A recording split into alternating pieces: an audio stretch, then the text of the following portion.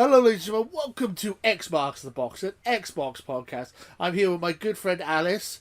Hi, Alice. Hi, and I like to mention first of all because last week we discussed about the 343 industries, and we were discussing about how sick we were about the microtransactions added to the Halo Master Chief Collection. So I've shared it around, and I noticed that some of the people were not happy. Well, I mean, they're fine about like what they learned about it, but I think there is some tone used, and I feel it just affects those who actually worked on the game. I know this like comes off as a bit sensitive for me to like deal with those things, but I just wanted to clarify something first because I know last week we've been like cursing 343 Industries, and we've also like been lambasting them, but I think it's important to know that there are lots of people who've worked hard and delivered some good content for the game, including Halo Infinite, and they have done like lots of good things with it. So I think I like to say that for me, I apologize if we somehow use the tone that comes off as disrespectful, because I think to me, I did try to like be able to willing to understand about everything, but we still apologize for the tone used and how much we gone against 343 Industries, and just say that 343 Industries, they do have lots of good talent, and these people have worked hard to get the Halo Infinite on the shelves. So it's really important to respect them too. It's just like it's just the amount of decisions they made on regarding microtransactions and how they tip the balance towards them that is not particularly okay, and we don't like it. But it doesn't mean we think any less of those people who worked hard in the game and spent hours on it. I just hope you understand. Okay, so that okay. So we haven't planned this at all because I didn't know that Alice was even going to talk about this. But okay, I know I said "f you" 343. I was very heated. I know I was, but let me just say "f you" 343 to the people who want to put these microtransactions in. Not the entirety of the company, just the people who think this is a good idea because this is a terrible idea and it's ruining your legacy as a company. And I know it's one bad apple ruins the bunch kind of thing, or one bad egg ruins an omelette. You know, that kind of mentality. As I feel like maybe I was a bit harsh, but I feel like that's the only way you can get through to people. Sometimes is you have to be a bit more brutal and a bit more cutting close to the bone. Obviously, I feel like there's a lot of very talented people in 343, and I wouldn't say that there isn't. I just feel like this idea of microtransactions is appalling, and they need to reconsider it. That's my statement on it. But I wasn't expecting to yeah, have to make a statement, but there you go. Yeah, well, just so people. you understand that, uh, well, moving on for the people who work on there, it's also particularly bad. Like if you have to rely on microtransactions to keep your business afloat, then you know that you're somehow going to end up losing people, because if you're expecting them to pay you more than what you're offering them, then you still have a huge issues. But then again, it's always important to respect everyone who works hard on these games too. So I just wanted to get people to understand, like, we don't really like mean any ill intent last week. Just get the listeners to understand how we were getting at, and not try to get on your bad side, you know. No, I get that. I mean, we both study game design. We know how hard it is to do game design. If I was talented, half as talented as any of these people, I would have had a job in the game industry. But I'm not. I'm not talented enough to do game design. Who So knows? I'm here. I've never had the skills to actually do it. Um, I love game design. Yeah, it's just obviously I feel like free to microtransactions and free to play are reasonable in some cases when the game is free and there's all this stuff. But when when it's an 8-year-old game that's been monetized for years and they're still selling it at full price in some places, and you can still buy it digitally and still give. It's not like they're not making money from this game; they're still making money from it, and it's like a Game Pass driver. It gets people to go to Game Pass. It's ridiculous to me that they're going to nickel and dime on top of that, and also it's a Microsoft game. It's like Xbox, you have more than enough money to just cover this. You don't need to nickel and dime us. If you want people to be loyal to you, then don't treat us like we're cash cows. I don't. That's my opinion. The people argue, oh, you needed to maintain the game, and I don't believe they do. So that's my personal opinion. I don't like microtransactions. It's just one of those things. I just do not like it. I don't like it. So okay, I wasn't expecting to discuss this week, but yeah, as we're discussing it, I thought we're just we're just putting this out there just to get an understanding. Obviously, we're just fans. Sorry. Obviously, we're just fans of Xbox. At the end of the day, we just want what's best for the company and best for consumers. So, it's nothing. I'm not being nothing. It's not a personal attack to people who work on the game and work really hard. It's more of a personal attack for people who want to nickel and dime us and think that this is a good idea. I feel like that is a bad decision and you should reconsider. That's pretty much all I'm going to say. I'm not going to anyway on that. So what have you been playing this week? What have I been playing? I am Elden Ring again. I've just started my New Game Plus. It's way too easy now with New Game Plus because I'm overpowered as hell. So just literally, the things that took me like a week to beat, I beat in like half an hour. I literally just walked through the first castle in the game and just killed everything in like one hit. Just to enjoy the whole. I feel like I'm a god. Just enjoy this whole chilled experience. Enjoy the story, and then just like slice through all the enemies. Easy. I love being OP in games. I know a lot of people think it's boring. I love being OP in games. That's like my favorite thing is just destroying it, just being like untouchable, like a god. I don't know why. I just enjoy it. And then I also played Fall Guys this week, unlocking all the Halo content because there's it's a Halo event going on in Fall Guys. So you can unlock a Halo helmet and like a Halo, like a Cortana skin and stuff like that for your bean. Wait a minute, you can get a Cortana skin as well. It's like a color scheme, yeah. Oh wow! It's like and it's like a pink Spartan helmet with cat ears. So I'm surprised you haven't got on that because I know how much you love your cat ears. But you had to like pay money for that, though. No, that one's free. Oh, that one's you do by just completing challenges. Oh, I just need to like wait a minute. You had to complete challenges for that. Yeah. Oh right. I hope it's still around because I got something else, but I'll get to that soon. But yeah, Fall Guys and Elden Ring. Yeah. I think that's same as last week. Is it? Yeah, pretty much. Yeah. I'm just looking like we're about a week away until the floodgates open with Xbox and with PlayStation. There's like a load of games coming out in the middle of July, so like Forza and As Dusk Falls and Stray are all coming out in the middle of July, so that's something to look forward to. So yeah, but yeah, pretty much the same as last week. Fall Guys and Elden Ring. I'm boring, I guess.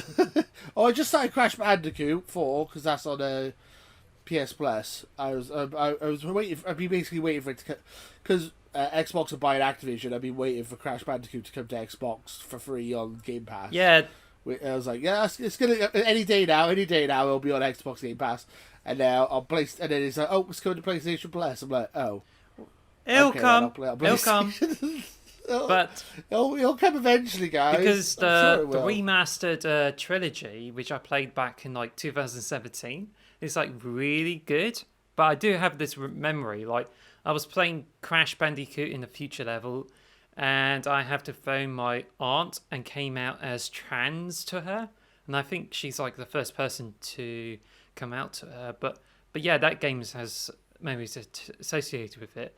But less that this game is pretty fun and shows that it is possible to get really good Crash Bandicoot games. So yeah. So I just can't wait for like Xbox bringing this out on Game Pass. Same as Spyro. It will be on Game Pass as soon as it's Xbox as soon as this Activision stuff's done, I would imagine, because that's what happened with Bethesda. They had the big, as soon as they finished buying Bethesda, they had a round table, and literally every Bethesda game was on Game Pass like a week later. So I imagine it's going to be the same with Activision. I just can't wait for it to be done. Eee. I have a massive back catalogue of Activision games to play. Eee. But yeah, Crash 4, It's About Time is what I've just been playing, so it's alright. I haven't got far into it. I've literally done like the first 2 levels, so I will probably speak more about it next week when I've played it a bit more, but so far so good. What have you been playing, Alice? Well, I've been playing Paladins because there's a bunch of Ruby content that came to the game. So, what's basically is that Paladins, you heard of it, right? It's like Overwatch, right? It's a hero-based shooter, as far as and it's free to play, right? As far as I'm aware. Yes. I think I played it on the Switch. It's years and years and years It's ago. more like a bootleg Overwatch, and it plays similarly to it, but it's got like MOBA events, features like I think you get stronger when you get more kills, but also you use a card system to like give yourself some buffs and stuff like that. I still try and get around the gameplay aspects of it, but yeah, it's just been on it for quite a while. But what's happened recently is that what is now going to be advertised is there's a Ruby crossover pass where you get it, you get 30 levels, and you have to level up so you can get stuff like the main characters of Ruby, Rose, Rice, Yang, and Blake. And there's like avatars as well. You don't like unlock characters, you unlock skins for the characters like Fora and other characters like that, like Furia. I don't know. But you get those skins too. But what's included is that you get like Crow, Brahmin, and there's Salem as well. So you can get those as premium skins. Or you roll them on the treasure chest in order to unlock them. But yeah, just went in, got the crossover pass, and found that it's like takes ages for it to like gain a level. Like I played like a few matches and I still have yet to reach level 2. So I may end up purchasing all the levels up to the Rice skin when it finishes later. No! Yeah.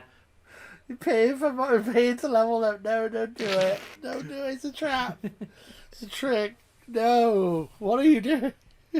But anyway, No. what I came here for is just like get the Salem skin because she's one of my favourite characters of Ruby, so I got that. And as soon as I got that and played with, mained like Saris, who uses that skin. She's a healer that uses like souls to heal people up and do attacks. And yeah, it's just pretty fun. I've won a bunch of matches, like killed lots of people or helped people as well. And I find that, yeah, it's really a good character, and that's when I found Paladins to be fun. However, the UI of it is just like a bit puzzling because you say like the Salem skin, you get like 800 crystals, but you can get it for 400 crystals if you roll on a treasure chest. So I went to the shop, tried to find her skin, and when I found her, I was like, I'll like see if I buy that directly. And then I just put money into the chest and I unlocked a tiger to ride on. And like, no, this is not what I want. Like, I spent like 20 quid on crystals to get the crossover pass and for that Salem skin. But I got the tiger instead, so I have to pay extra money. Go through the champions page, and that's where you can have that direct purchase of Salem skin for 800 crystals. So I got that. And I ended up spending 32 quid when I would have spent 20 quid on the whole game. It was like, oh, gosh. But at least the game is like, yeah. I can see why you wanted to apologise about microtransactions now. Well, no, I mean, okay. We apologise for the tone used in the show, and the microtransaction is not particularly right. And the point is, the game is just like tries to like make it easy for people to spend more on the game, and Paladins is like expects you to pay more and try to put in this FOMO stuff with it. But yeah, it's just Ruby content is what gets me into Paladins because without it, I'm like not into it. But I just like playing it, and it's alright. But it's okay with the graphics, but I think it's just like there's a sound balance problems and stuff like that. And it just feels like as if you're playing an original Xbox game. But for what it's worth, it's just still fun. So I'm just enjoying it. Fair enough, fair enough. How much is Yang? Or, like, how would I get Yang? Uh, That's my favourite character from Ruby and Yang. Bob. well, you Bob. need to reach level 9. So you buy the crossover pass, and then you spend like some crystals. You don't have to spend for like a third of a pack because you purchase individual levels and you get over to Yang at about level 9. That's all you need. But you also need to unlock the champion too. Like, you get Furia as unlocked by default, but for the other champions, you have to go collect coins or get crystals. So you either spend more for the champions, or you play the game enough to get enough coins to pay for any of the champions. So say if you want to play as Ruby or Yang, then you have to purchase the champion as well. So it's just like, yeah, there are strings attached to that crossover pass, and it can like catch you out and make you spend more in the game, but it's still special. But I think it's just more like treats it as some kind of a cash cow. But then it's still worth like checking out. So don't have a problem with it.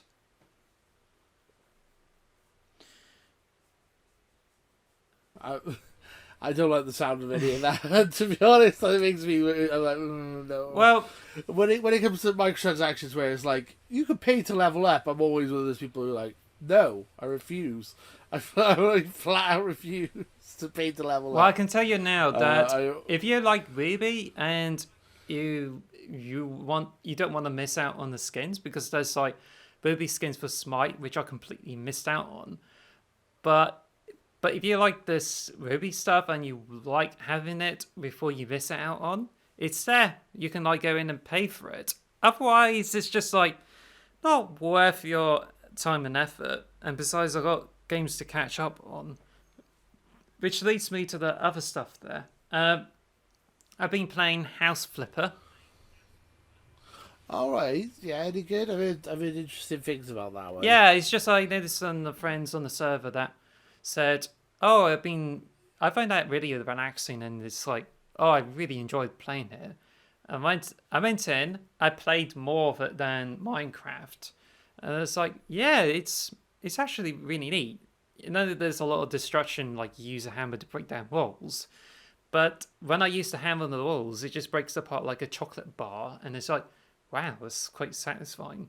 Plus, you also like do cleaning, take the trash out, and even like paint the walls, and it's like, yeah, this is like a lot more interesting than what I expected because I thought it's just involves sort of house demolition and be the menace to the house, but it's actually really good. The only thing is that for the console version, there's the user interface. It just seems as if it's like more PC oriented. So, like you move the cursor on a screen, and it's just a bit finicky. But then again, it's just like the gameplay really matters the most. So if you're after that, then you will enjoy House Flipper. Plus, it's got like Garden DLC, so it's quite good. But it takes about less than 10 hours to get all the achievements. But it gets more satisfying because you can get like buy houses, decorate them, clear them up, and then you can sell them for profit. And I think that's just where the game gets really interesting. In Minecraft, like I was playing a Minecraft, got the fish hole in the realm server, and I got the diamond pickaxe that's got the best enchantments on. And then for some reason I lost it. Like I don't know whether I put it in the storage box or I dropped it by mistake. But I think what another thing I may have lost it is when I was giving coal over to the villager. Like I get experience to like repair the axe, and I think there was a bug that caused it to disappear, but I don't know how exactly it's there. I just first noticed it where I was collecting potatoes from the farm, and I got it on the first floor, and it's like, oh, that's where the diamond pickaxe usually comes there, but then it's gone. Like I couldn't even find it, and that's when I was just like, I just fed up with Minecraft. Then I went into the Java server. there's connection problems, and it got me really upset and angry. And I just think, like, is there anywhere that I can be able to get on with it? And that's when I want to take a break from Minecraft and play House Flipper. And to be honest, that one is amazing. So I recommend playing it. Speaking of which, the Power Wash Simulator is properly announced recently as I was taking the notes. And it's coming on the 14th of July. And really better news is it's now coming to Game Pass. So I don't have to pay for it. Like, if you've seen the Markiplier videos, it's like House Flipper, except you have to clean stuff up. So I've seen videos of it. It's like, wow, that's so satisfying. You use different tools to get all the dirt off and get the graffiti off, and you just end up with something that looks really better. It is really a totally satisfying game, and I'm really happy for it to be fully completed after the early access, which is now coming to both Windows and Xbox, as well as Xbox Series S or X. So, yeah, I just cannot wait for it to come next week. I watched the Markiplier videos. I need to watch them. I've heard good things about Power Washer Simulator, though. The only thing about those type of games is that my house is a complete tip in real life. So I'm like, I would feel bad if I completely cleaned the house up and like fixed it up, and then I look around my actual house. I'm like, whoa, this needs a lot more work done. So it made me feel kind of guilty if I was playing those type of games, to be honest. But even more so, they always look like even fun. more so with House Flipper, especially you had to clean up her house after it's been given lots of trash and cockroaches by students living there. That's a huge job. Bloody students. Yeah. Anyway, I've also played some extra bits. I played the Stuffed demo. You know, I was talking about Launchpad and said about Stuffed. I finally got around to playing the demo, and there's a tutorial on how you play the game. And there's like one level where you do a wave-based one. You know, it's like, I think it was like Halo Firefight, where you have waves of enemies coming up. Goes in that same, it just comes in that way where you get the weapon, you just like get rid of some gnomes, and then eventually you get Mightless coming in that will try to break down the door, so you had to get rid of it.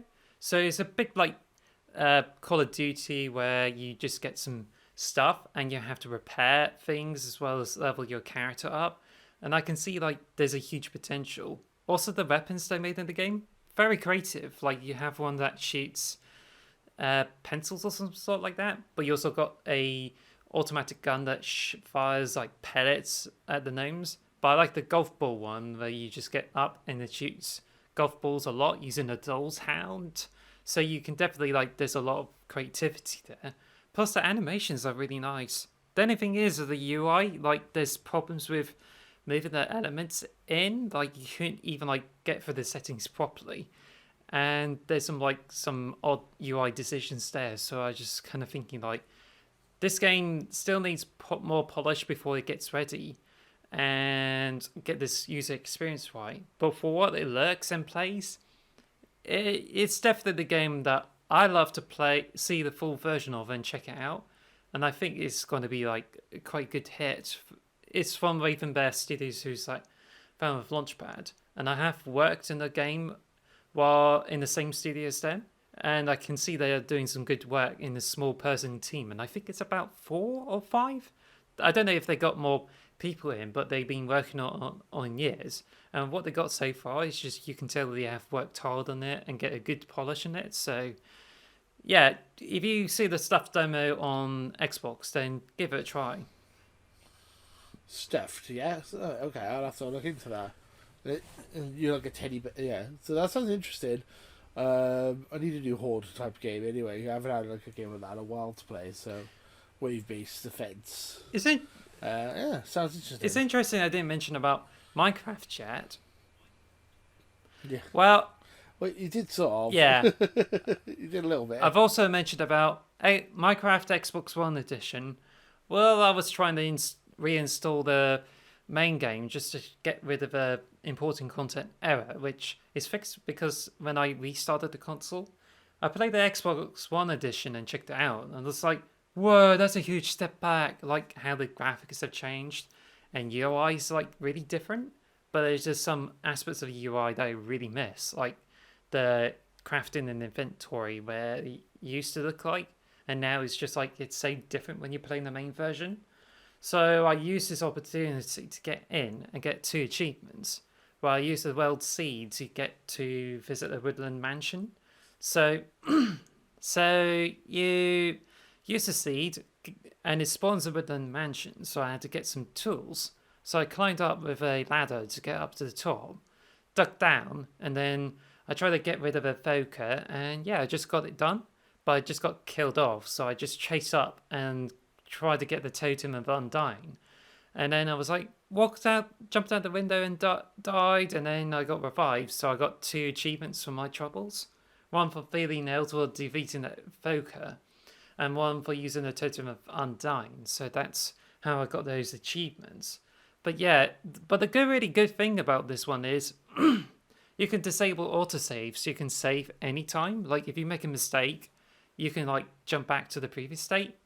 Now in the main Minecraft, they just make it like more the same with Java, and that you it's always saved all the time, and that's not cool. But No, I don't like that. yeah, but the Java edition also has like hardcore mode that if you die, you die, and they don't have that in Bedrock edition. I like the hardcore mode, but it's just a shame that they didn't feature it in Bedrock yet. Yeah, I don't know how I feel about hardcore mode. Too scared. So I mean that's what we've been playing. We're about halfway. We're about half hour into the podcast. We try and maybe crack on to some news. Some news. So you already mentioned Ruby, and but you had some more Ruby news you wanted to discuss. Yep, and I hope that you don't mind, but I can tell you it's indirectly related to Halo, but it's not really a Halo thing. But anyway, Right. Okay. the RTX event, there's been that the last weekend, and there isn't like a lot of news though. There's Ruby Volume 9, like the 9th season, just how many seasons there are. But they shared a teaser of it, so that's coming in early 2023, when it could have been like announced for like late 2022 after the year's delay, but it's been delayed a bit more. But there's more talk about Paladins and the Ruby crossover pass, and how it's just somehow like crashed the servers of so many users going in to check the game out. So it's seen as a success there. They've also had more news and got the gameplay footage as well as some more stuff with Ruby Arrowfell. I don't know if I told you about that before. It's a Metroidvania type of game that's set in Nathalis with the main Ruby characters. You switch between different Ruby characters like in Psycho Fox and the Master System, and you just go around like killing Grim.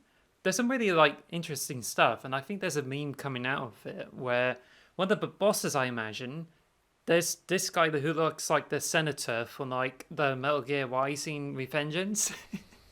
There's even Oh right. Okay. there's a video that's got like playing "It has to be this way" over that, so it's just so hilarious. But there's also one extra bit of the news where there's a Ruby movie coming out. It's got with the Justice League.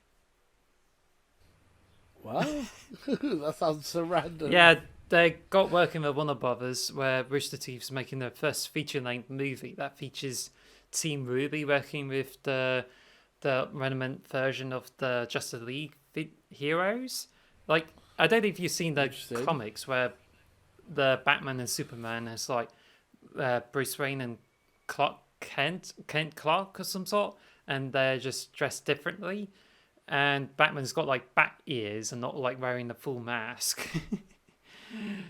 But I think this is what they're aiming for with the movie. To me, I feel like yes. I was gonna say I feel like DC are kind of just throwing everything at the wall at the moment and just seeing what sticks. Yes. Like there's a new film coming out which is DC superhero pets with The Rock and Dwayne, The Rock and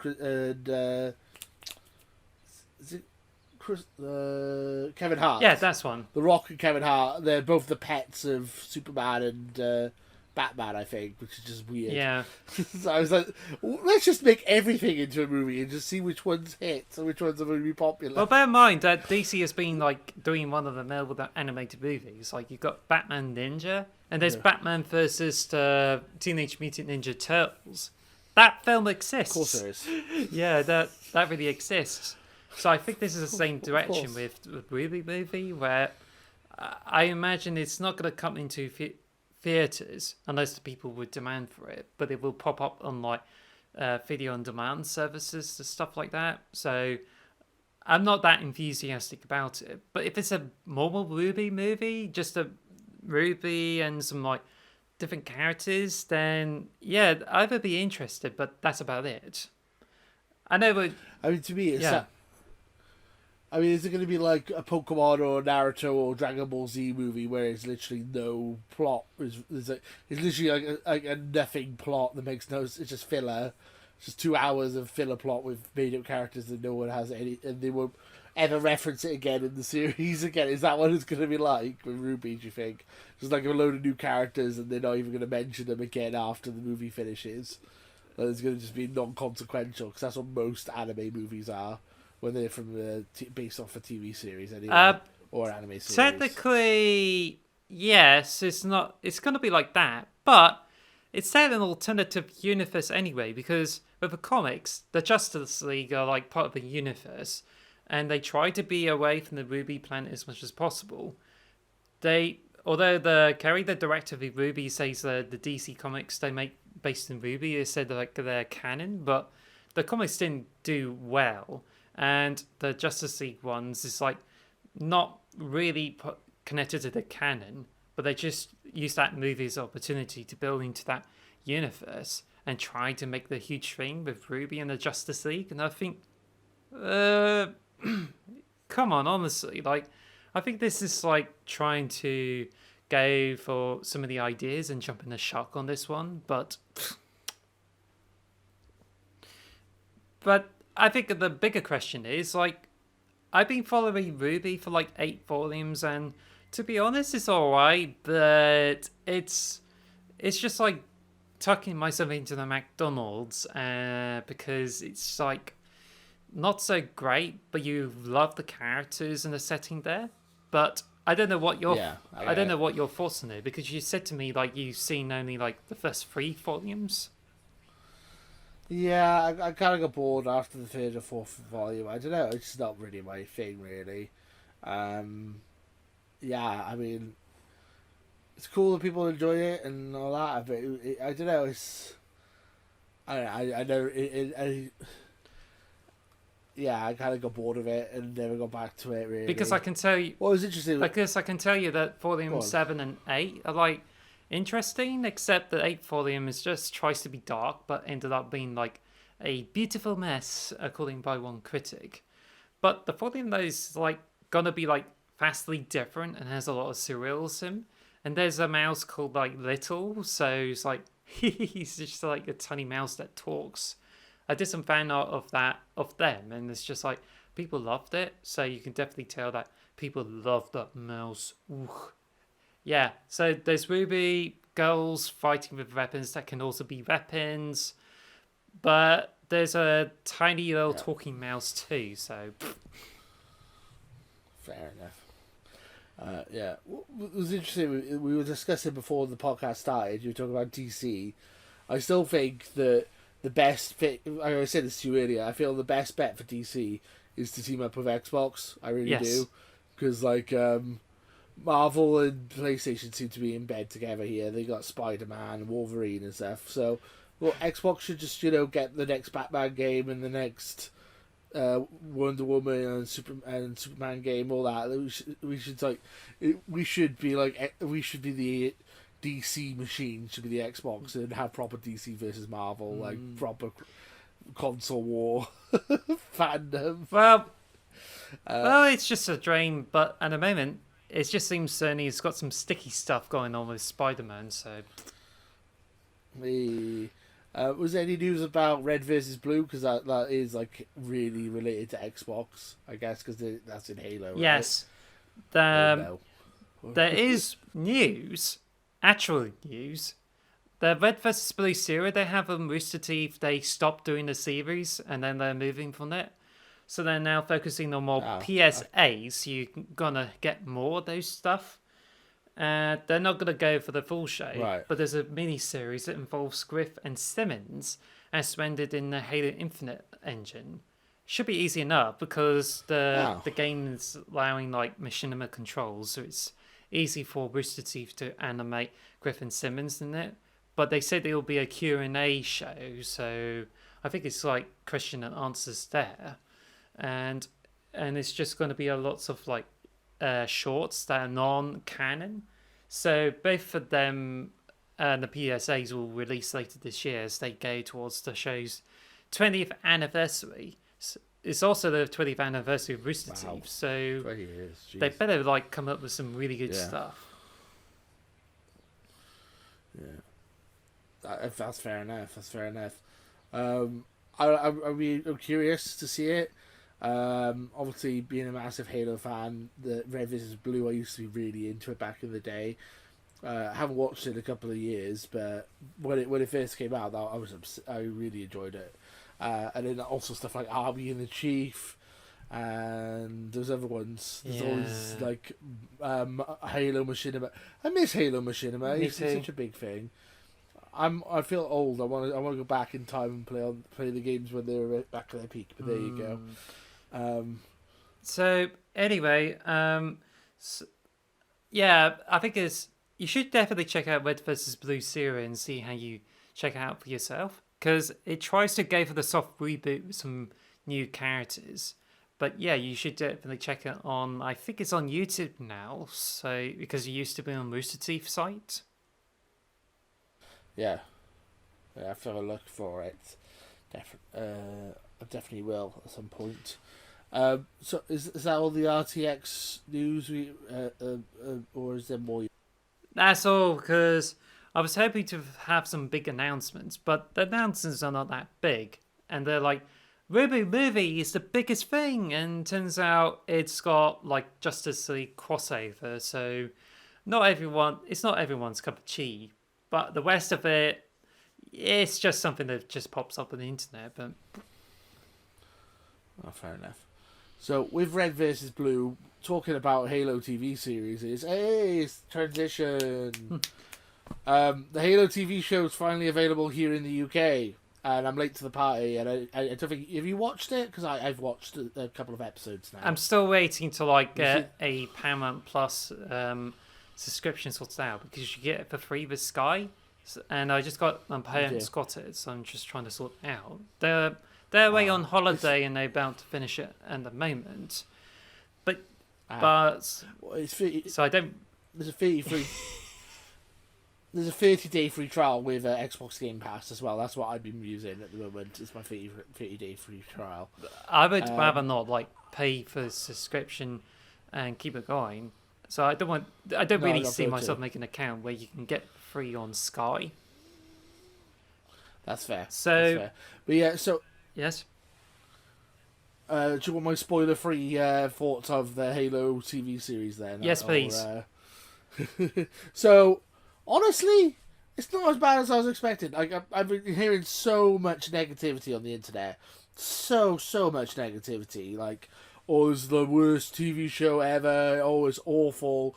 It's absolutely disgraceful. This stuff, and it's like, it reminds me a lot of like The Last Jedi when that came out. It's just like, I watched it and I thought, oh, it's alright. It's not too bad. I don't know. I watched the Halo TV. I've been watching the Halo TV series with my mum. I basically every episode I'd be like going, oh, that's interesting, but in the game this blah blah blah happens, not blah blah blah, or like basically like it's not the same as the games at all. So I mean, if you go in there with the expectation that you're just going to be watching a fun, goofy sci-fi show, I think you'll enjoy yourself. I think it's when people were like going, it doesn't follow the canon exactly, and it's not exactly the same as the game. Oh, how dare you? It's just like, I don't know. I'm enjoying it for what it is. I think it's a bit of fun. I feel like they could have done better with it. I'm not saying it's a masterpiece or anything, but as like a popcorn TV series thing you can watch and binge, it's fairly enjoyable. I really was expecting worse when I read all the reviews and heard all the reviews, but I'm watching it. I'm fairly enjoying it, to be honest. It's got some silly stuff in it, but it's like it does. I don't know. It's weird. It's like, okay, so that's how they made Cortana in this universe, and this is how they explain Master Chief's personality and all this stuff. And it's like, and they focus on this other girl who has nothing to do with anything. I don't understand why she's even there. Yeah, I think it's just this show. People are expected it to be like a full tribute to the video game, but because of what's happened with it and how it's like so different, that it's not going to be taken seriously as part of an official canon. It's just like it offers a different perspective. Like it just focuses more on drama and not so much on the fun and frolics of the Halo video games you used to play. But you say about complaints. A lot of those complaints come at the Master Cheeks type of thing. Yeah, the Master Cheeks, as like people like to call him, because like he gets his butt out quite a lot. Yeah, it's just. I don't think he's that bad. It's weird to me that they got I can't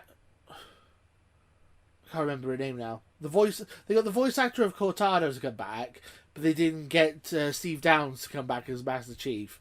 I know, obviously, I know. Obviously, the guy takes his helmet off a lot and he talks without the helmet on. But I don't know, you can watch Star Wars and Hayden Christensen can talk as Anakin Skywalker, and then you have James Earl Jones as Darth Vader because of the mask on and off. You could do it with Halo, I'm sure you could. I'm not super into. He's all right. He's just not Steve Downes, is he? Let's be fair. He's not the Master Chief, as far as I'm concerned. Well, it's not really a Master Chief, really, because, like, he reveals his face way too much. He somehow gets overly melodramatic and even gets rude to Cortana. And I don't know if you've seen the entirety of the show right down to the last episode. No, I've seen up to episode 5. I'm on episode 5 Oh, now. I think you're definitely in for a fun ride, because I saw the recaps and I saw some really embarrassing stuff. I know about all this. I have seen a lot of the recaps myself as well. Yeah, but it's just like what annoys me about Paramount Plus, I forgot to mention that, is that I tweeted out with this as well. I got Paramount Plus. We're like 4 months late to the party right here in the UK. They've only just brought it over here, and they've got the bloody cheek to only give us 4 episodes.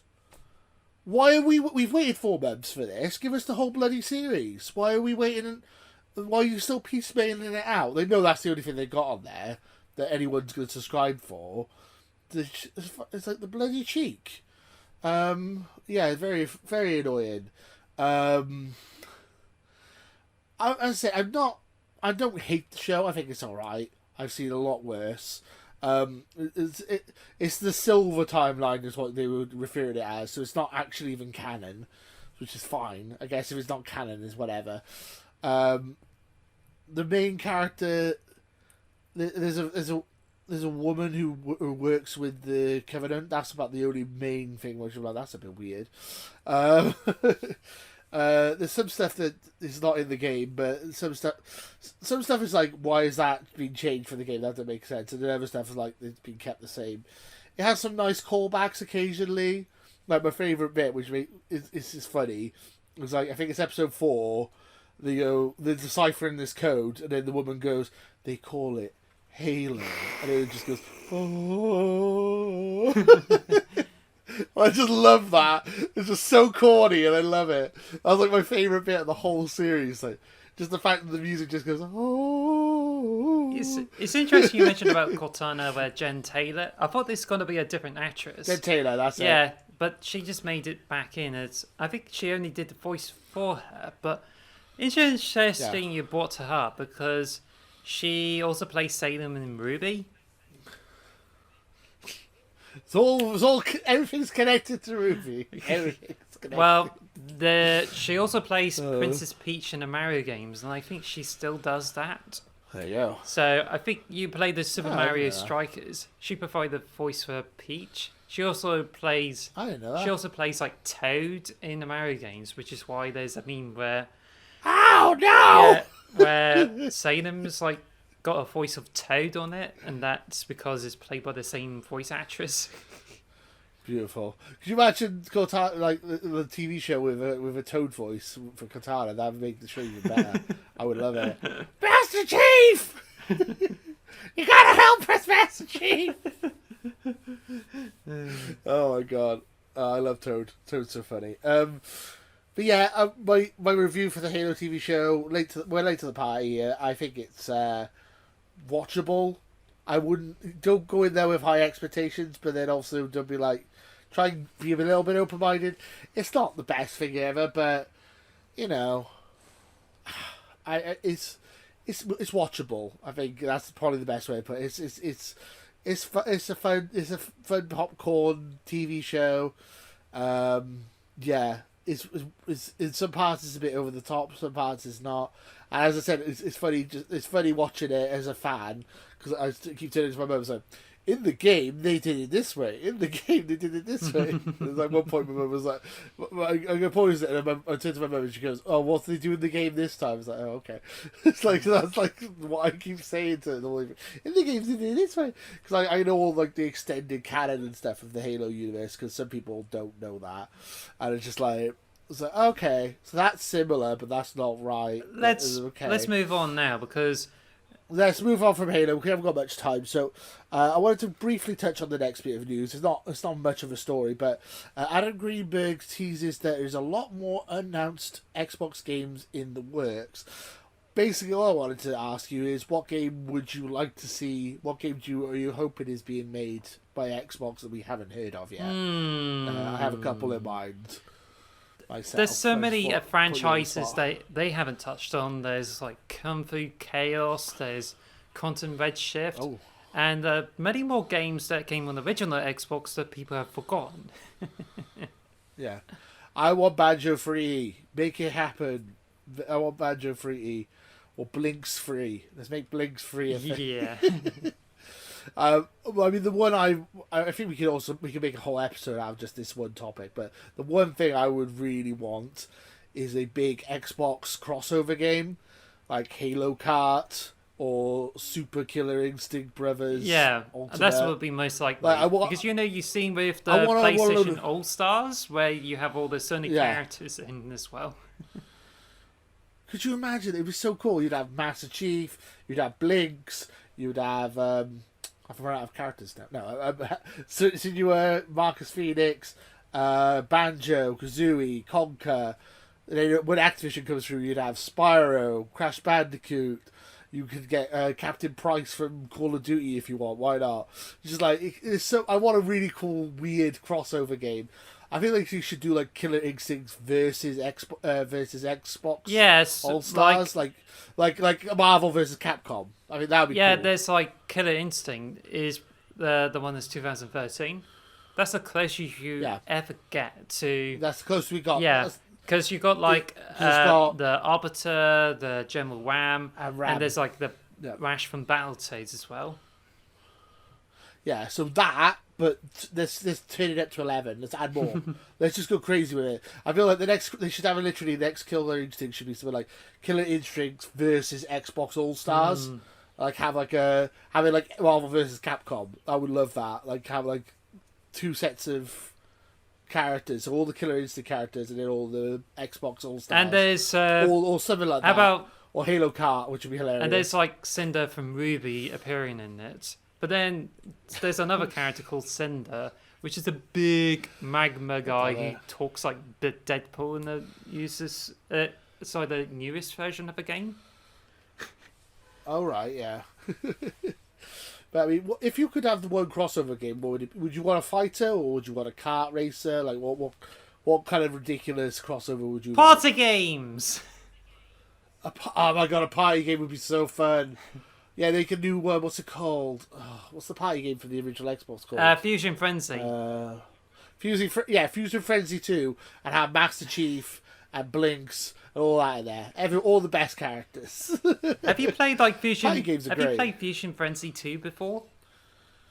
No, I didn't know there was a Fusion Frenzy 2. I played Fusion Frenzy 2. Oh. It's like made by Huston Soft. Like it's just like some future Pepsi look of this whole game, and somehow like you got this really annoying announcer, and it's like so bright, colorful, but the game's like not so great. I literally have to plow in, play the complete game over and over to get 1000 gamer score. I was like, oh gosh, I made out of it. But this game is kind of a bit like a cheapo.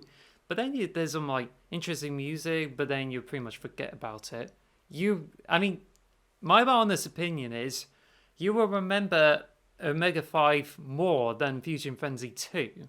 Because that sequel, it just seems as if it didn't exist or forgotten. I mean, I never even knew there was a Fusion Frenzy 2, so you're right there. Obviously Nintendo have done a good job with Super Smash Bros. Ultimate has more Xbox representation than most games do when it comes to crossovers. We got Banjo and we got Minecraft Steve in there. I've always wanted Master Chief in Smash Brothers. That's always been my dream character. But that's what I want. I want an Xbox crossover game, or I want them to bring back some platformers.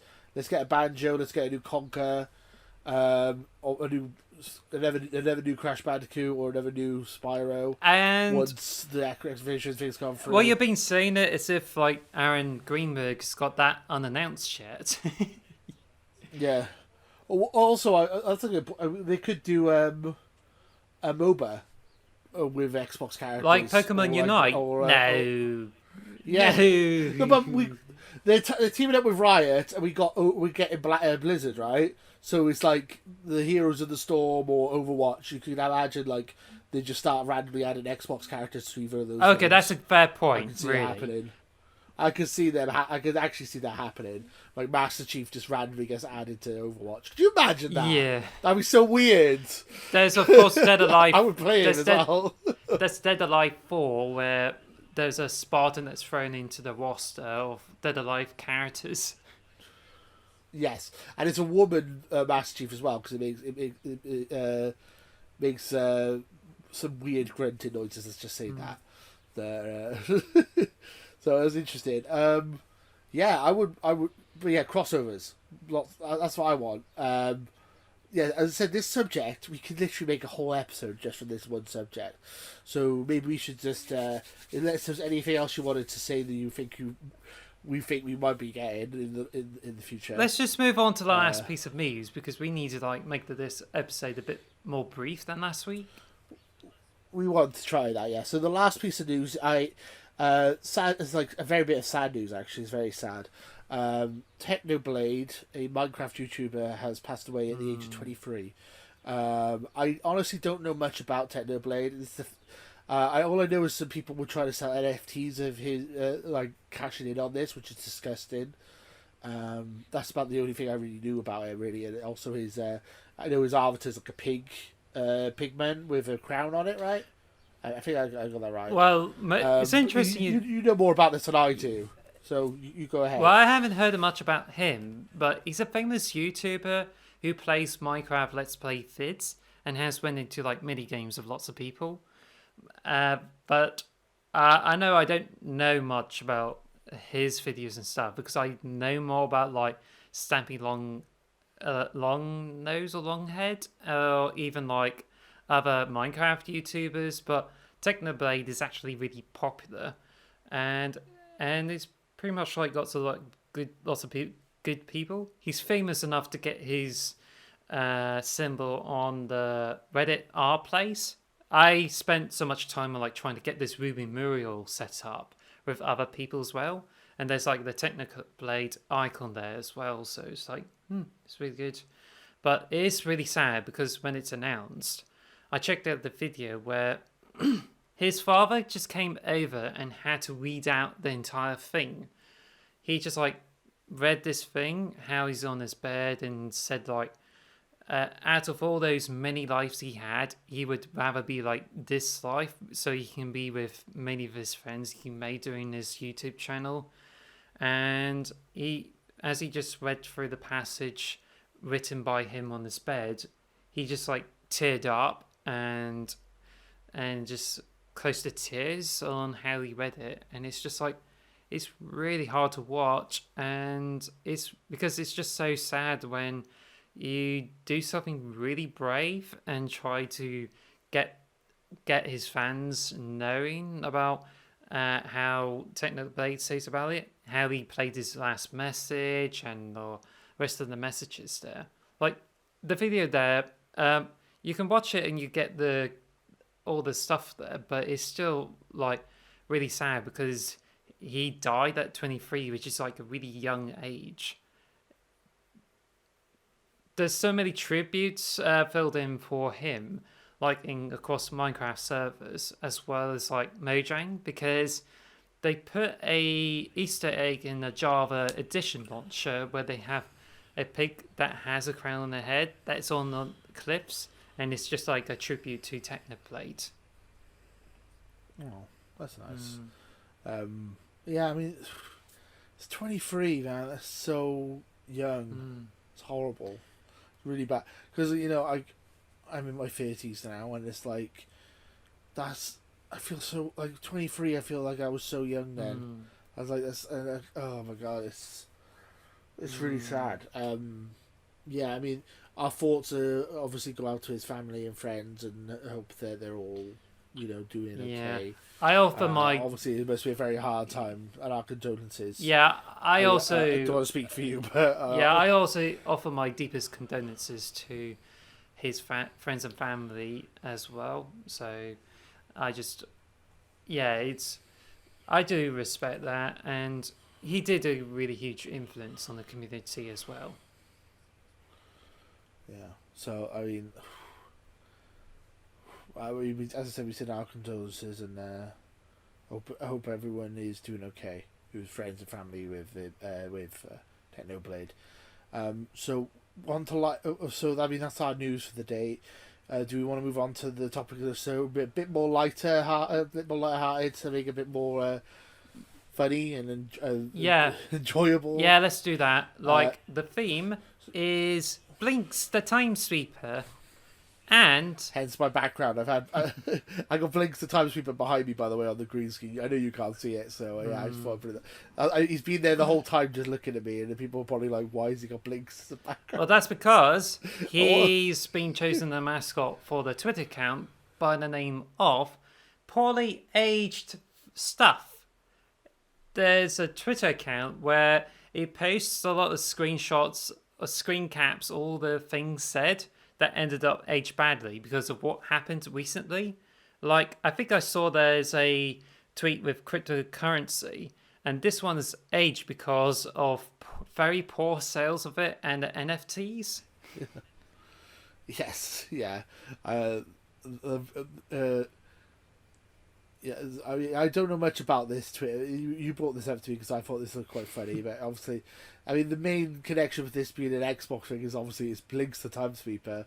Of all characters you could have as your mascot, why would you pick Blinx? Why? I did some digging around and I tried to look up in history and stuff like that, and I struggled to find anything of why Blinx is chosen for it or how this Twitter account came to be. But then I just went into the Reddit post and found, it shows the picture of the Blinx, and this is the first poorly aged thing. Yeah, I mean, it has aged pretty poorly, Blinx the Time Sweeper. I keep joking about saying it's like an iconic Xbox character, but no, it's not. Let's be fair. Well, I think you don't know. If you don't know who he is, you're not missing out. Honestly. And I am the best person to ask because I was turning around, going around in Tesco, and I noticed a Xbox magazine, and it's got a picture of Blinx, and so it's like, this is a new Xbox. This is a new mascot of Xbox, and they've been talking about how Blinx is going to be a huge game. It was in 2002 when the Xbox came out in the UK, and Blinx has been like hyped up to be like the next Sonic the Hedgehog. And speaking of which, it's made by the Sonic co-creator Naoto Oshima, who's worked on the original Sonic game, who also like worked on Nights into Dreams. So he's worked on a few Game Boy Advance games, like I think there's Pinocchio Robot B or some sort. He then went over to work on, as part of our tune, on Blinx the Time Sweeper, which is the game for the Xbox. It came out in 2002, which is one of the first games I ever got for the Microsoft Xbox because I was so excited for it. And I found the game to be quite nice, but it's just quite a simple, like, suck in the trash and shoot them out at the enemies and try to get rid of all the enemies to complete the level. So it's pretty much like paint by the numbers type of thing. I was going to say it sounds like Luigi's Mansion almost, like the Hoover game. Yeah. It's funny because, like you said, they thought it'd be the mascot of Xbox. It's quite funny to think that, like, in hindsight, like, Master Chief is obviously the face of Xbox, and that's not even close now. Could you imagine a world of Blinx the Time Sweeper is the face of Xbox? I can't see it. Could you imagine? I can see it. That'd be so weird. That'd be so strange. I can see it. I think it's just that Blinx is like got a similar color scheme to Mega Man and that Spockster from Moko Knight Adventures. I think he should be benefiting for that green hoodie and some different colored pants. Well, I mean trousers. Well, pants in the US, but yeah, it's just like. But I think to me, Blinx looks far better with a shiny red hoodie, which is quite close to magenta, and some like cow print trousers. I mean, there's like 9 worlds you can go through, and it's like, really interesting. But the controls are a bit finicky, and you have like limited amount of lives. That if you run out of lives, then it's game over. And you have to do the whole level again. Like the level design is just like, it's not the case of challenging. It's just like something. There's a bit of a patience test. So I don't know whether the people found it stale or found it too difficult, but I managed to complete the whole game. But the final boss of it is just like so cheap. Like if you run out of lives, you had to go through the boss rush again, beat the boss many times. But I think there's a trick that I was kind of hoping is wouldn't be patched, but well, I mean it's a 20-year-old game now.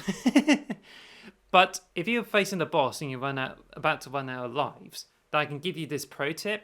You pause the game, press restart, and you get to face the boss again without having to go through the boss rush. And that's how I've beaten the game and went through it. I got the Blinx 2 Masters of Time and Space, which is released in the very late of Xbox's lifespan.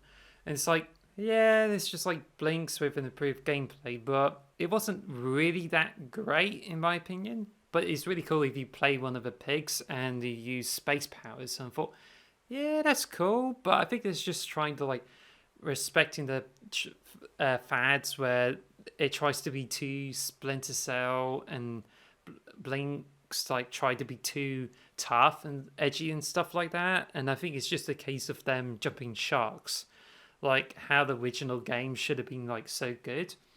But because of like how much people hated Blinx and how much it didn't get picked up, especially with the Japanese audience, it's just Blinx ended up like aged so poorly that he did not end up being the Xbox mascot, and I think it's just what led to him being featured on the Twitter account. I was going to say, does it mean that he hasn't aged that poorly when you've seen all this positive stuff about the game? But yeah, it does sound like it's aged a bit poorly, to be honest. So this Twitter account is just random things that have aged poorly. Is there like anything like Xbox related on there, or it's just random stuff? Random stuff. Like if you look for the Twitter account with the recent tweets, I mean, I'm sure you picked up some really fun ones. Do you recognise any of them? I haven't had much of a chance to look through this, to be honest. Let's have a look. But no, it's just this. It's an interesting. It's interesting that they picked Blinx the Time Sweeper to be the mascot. I know. Of all the things, I actually can't find the Twitter at the. Yes. Probably shouldn't be doing this during the episode, but So I just picked up all the the stuff. latest tweet. It says like Playboy Born the 4th of July is also the flip side of Top Gun, which is essentially war by a Nintendo game and a parody under blind patriotism. And Chris says, okay, some people felt that Top Gun was a right-wing film to promote the Navy. And a lot of kids loved it, but I want the kids to know that it's not the way war is. That Top Gun was just an amusement park ride, a fun film with a PG-13 rating that was not supposed to be reality. That's why I didn't go on and make Top Gun 2, 3, 4, and 5. That would have been irresponsible.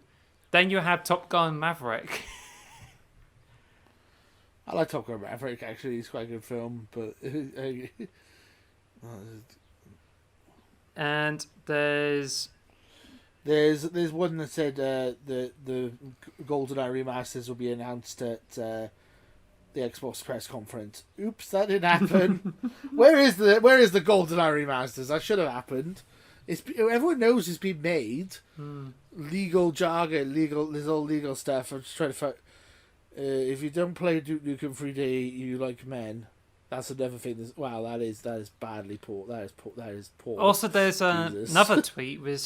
There's a retweet, quote retweet of a System Shock 2. It says like, you asked for it and we were working on it. System Shock 2 Enhanced Edition coming soon. And then it just responded with a picture of a skeleton waiting for the news to happen. I mean, there's some funny stuff on here, like Wreck-It Ralph 2. And someone put, hopefully they still remember this is a video game movie. No, they didn't. They really didn't. If you see Wreck-It Ralph 2, it's just about the internet, really. There are some video game stuff in there, but it is mainly about eBay and Disney websites and stuff like that. It's well, there's like one says Mediatonic, creators of Fall Guys, have joined the Epic Games family. And the key point is, will remain on stream and no plans for going free to play, but wants to add crossplay, account system, squads versus squad modes, etc. And it says, keep in mind, Fall Guys will have Fortnite cosmetics soon. Do you know how that's going to end up like this? Yeah. It's not. I don't know. It's just ridiculous. Oh, here's a good one. Activision Blizzard. Activision Blizzard is one of the largest and most successful standalone interactive entertainment companies. Nope. Well, it still is technically, but give it a couple of months and it won't be anymore. It'll be part of Microsoft. Yeah. Yeah, so there's some gaming stuff on here as well. Yeah. Well, I'll have to look through this properly later, but yeah, I think it's worth checking out. If you guys have Twitter, check out Poorly Aged Poorly Aged Things, or check out Potato Chief. I hear he does great tweets too. well, I just noticed, before we move on, like, I know I got an article there, but I just noticed a picture of Ken's, like, there's one about Ken where everyone gets down in the dumps sometimes, I'm sure you get over it, and there's, like, there's Gilly talking to a beaten up Ken, says, go home and be a family man. Have you heard much about what's happened with Street Fighter recently? No. Anyway, I'll just try to see if it's got any context, because some of their tweets, like, if you don't understand what's going on, sometimes it just, like, points you to another tweet that just adds context to what it is. Oh, okay. But makes sense. can't just get it loading. Actually, I think it would be quicker if I... what's Ken Master Street Fighter 6? Oh, I just found this Kotaku article that says Street Fighter's Ken has fallen on hard times and fans are laughing. It was supposed to be a white boy summer of Ken Masters, but Street Fighter 6 thought otherwise. So what is this going on? It's a shame. What? Ken's one of my favourite characters. Don't ruin Ken. What are you doing? It says like, I'm a Ken mate. well, you can't make this shit up. They turned him into Karate Ascor. She took the kids' view. Said, for what I went for the guy who linked Street Fighter 6 to begin with. Ken wanted to pursue the same dream as Ryu. Elisa got tired of him and left Ken and took Mel. The dog tags you see Ken wearing is actually Mel's. Laura and Sean make cameos as they're trying to bring Ken back. They also explain what's going on to the player. and Luke tries to help Ken regain his fighting spirit. Many characters call Ken washed up in raincoats. I mean, what? That's mean. Wow. That literally exploded, and that's what Poly H things like do double tweets on. Oh my gosh. And it says another person says there, aged perfectly, ratioed by the Metroid. Yeah, so pretty much it. But anyway. So, I mean, obviously, if you guys know any poorly aged things, and don't say me. If you know any poorly aged things that you want us to see, comment them below. I think that'd be a fun topic. It's a random topic, I know, but I thought a little bit. I thought it's a good topic. It's Alison's idea, but I think it was executed quite well. I think it's quite a bit of a light-hearted subject. Is there anything else we wanted to discuss? Because we want to try and keep this episode brief if we could. Well, just to finish up with this article where I shared D-Milk, poorly aged stuff, and I don't know if you got it on the screen, but just going through those, quickly go through 20 examples of poorly aged stuff. So, first one is there's a scene from The Princess Bride where, why are you wearing the mask? Were you burned by acid or something like that? Says by Eric Andre the Giant. And it says no, it's just that they're terribly comfortable. I think everyone will be wearing them in the future. You see how that goes? Wow. Yeah. There's prizes. First place $500, second place and all this stuff. And it's 5th to 6th, 8th place, 25 Bitcoins. Okay. But here's a really good one. Internet might be just a passing fad as millions give up on it. This came from the newspaper. Yep. Daily Mail just documented in is it 2006 or some sort? Anyway, it's just oh my gosh, that's so ironic. You'll have to send me the link to that article. It sounds funny. We'll have to go through that. Why? Well, I don't know if I gave you that link. So, but anyway, Poly H things. Dre Bay. I don't know if it's Dre Bay. 2016 has been nothing but annoying and problematic. It's been cancelled. Time travels to 2020. Oh god. Oops! Don't do that. Don't do that. Oh, There's god. Arthur Conan Doyle, author of Sherlock, says, "If in 100 years I'm only known as the man who invented Sherlock Holmes, then I would consider my life as a failure." There's goodbye Netflix, hello Blockbuster on the advertising card. Don't know how that ended up. There's Bill Gates who said, "Happy anniversary Melinda Gates. I can't wait to spend 25 years more laughing together." And it's just a response to happy anniversary Bill Gates. 25 years and 3 kids later, we're still laughing this hard. Do you know how that ended up? There's Betty High School 2021 AD and says, "Betty, school's about to start. Relax, mother, I still have all the 30 seconds. Kids today are so lucky they will be able to go to school in their own home. They never have to carry books to school and they never have to worry about the weather. Excuse me, folks. Class is about to begin." Well, I mean, that looks as if it's aged perfectly, except for the environment there, so futuristic. There's, "My prediction of the year 2020 is that everyone will live peacefully and they will cure every disease there is." Nope. There's countries... I need to find this article. Yeah. The countries best and worst prepared for the epidemic, and it shows least prepared is Africa and some of the Latin countries, and there's most prepared are US and the UK. Are they? No, we messed that up. There's also top Broadway shows that should be movies, and the mobile one is Cats. Ooh, That's terrible. by Miss Mojo. Ooh. But there's well-aged things, followed by Hillary Clinton says, "Delete your account, will Donald Trump." And there's a picture of... Yeah, there's poorly-aged things, and there's a picture of J.K. Rowling. I suppose I leave it to your imaginations to how that happened. Yeah, she's not. No, she's yeah.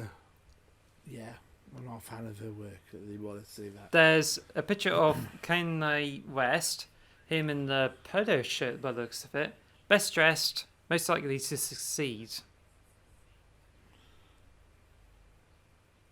Fair enough. There's film facts. In 1998, Marvel offered Sony the music rights to almost all of their characters, including Iron Man 4, Black Panther, and Ant-Man for just $25 million.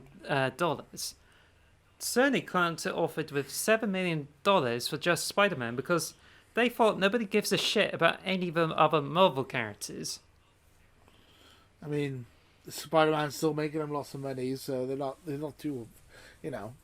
I know the other ones have been successful because of Marvel, but would Sony have done a good job with them? Probably not. Well, the point is that they didn't think that other Marvel characters would have succeeded. Guess what happened with the MCU? No, I get that. I'm just saying maybe would they be as successful without the MCU though? That's the thing. I feel like the MCU was the reason they were good. Yeah. Like you could have the licenses to them, but you still don't necessarily mean you're gonna make a good film with them. And this one is Clearly. a fairly bit political. Donald Trump Jr., the Clintons, you know what's deplorable? Being impeached, basket of deplorables, and that's posted in 2016 when Donald Trump became president. Yeah, and he got impeached. Yeah, and there's one by Ellen DeGeneres. You know the Ellen Show, the host says, "Yeah, Ellen DeGeneres. I made one of my she's a babe. employees cry like a baby in today's show. Honestly, it felt good." And that's in 2009. And then she's been known for doing that. There's one by James Charles where I never done anything illegal, but every time I hear police sirens, I always look to make sure they're not pulling into my driveway. I don't know much about James Charles, but No, I don't either. there's Apple iPhone Now wheel, and there's a comment that says, I don't get it. Who's going to want a phone that's as large as an iPod? And it looks like an iPod. Sure, I worked for music, but for the phone? Meh, this will never catch on. And there's like, last one is Jeff. I don't know who it is. Apparently none of you guys realise how bad of an idea a touchscreen is on the phone. I foresee some pretty obvious and major problems here. Another skeptic. Yeah. Now, You'll have to send me the link to that so I can put it all up on the video so people can see what you're talking about as well. good idea. Definitely. Now, I think we need to finish here, but I think we're going to ask ourselves one last question. Go ahead. What do you believe is the most poorly aged thing you ever seen? Don't say me or don't say me. Because that's just mean. Don't do that. I'll start with you. Poorly aged things. I don't know. Anything that says Starfield's coming out this year, I guess. I mean, that's always like ooh, punch to the gut. Yeah. I think another poorly aged thing is. Oh gosh, yeah, I think both of them are a bit stumped on it. Like, I think there was a few things to say. It's like, oh, it's going to be huge and it's coming out, because I backed a lot. I saw a lot of really good projects on Kickstarter, and then they didn't really get funded and stuff like that. Oh yeah, that's the one. I have an Ouya. Yeah, because no one really, and it just died straight away. Because I was almost tried to do a YouTube series where I play video game vids of me playing Minecraft, and I think it was back in 2013, and it was saying, oh, how Ouya is going to be the next games console that's going to be better on PlayStation 4, because I honestly thought it's going to be where games come more simple again. And one of the people came over and says if you say it's going to be better than PlayStation 4, then stop right there. But I was honestly thought this oh, it's going to be a huge system. But what it ended up is just it just failed. It's say, oh, you don't have to pay so much for the games, and the marketing campaign is so bad, and then they just ended up turning into one of the biggest jokes. There's literally a YouTube video that shows like how many times the Ouya has failed and now is just fading into obscurity. Like, it's a game system that shouldn't have existed. And that's when, like, when I said positive things about it, it's just aged like milk. The only positive thing about the Ouya is the fact that a lot of people went towards the Ouya saying we want indie games, we want more independent games, we want smaller titles and all that. And I feel like PlayStation and then Xbox and Nintendo have gone, all right, we'll bring more indie games to our consoles, and I feel like that has helped push the indie game. I feel like Ouya did help shift indie games into more of a mainstay on consoles. So I mean, if you want to find a positive from it, I think that is a positive. But now like PS4 was very deep into the. PS4 was really into their indies, and now Xbox are really into their indies with the idea Xbox and the and Game Pass. So you know. Yeah, and there's like, oh, it's like now Ouya's now been a favorite to like run emulators on, but now it's just like people like using Xbox to try the emulator in where you play old retro games on the Xbox Series S, for instance. So there's no need for Ouya. Yeah. So Ouya is just like dead. Bye-bye.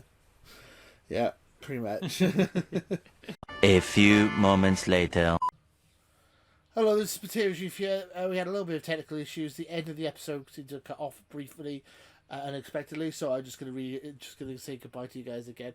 Thank you for watching the podcast. We had a lot of fun this week talking about different things. So thank you guys for watching.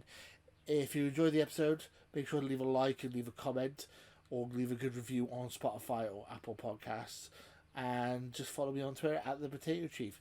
We had a lot of fun, and stay tuned for next week and beyond. We will keep going. Thank you guys for watching, and until next time, too sweet.